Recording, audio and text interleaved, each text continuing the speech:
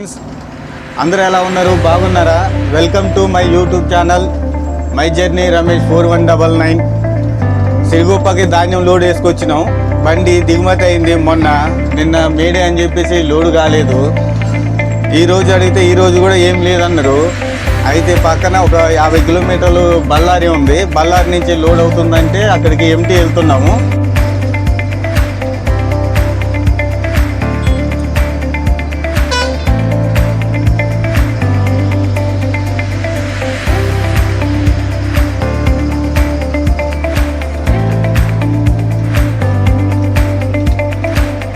Location చూడండి, మొత్తము గుట్టలే ఉన్నాయి గుట్టలు.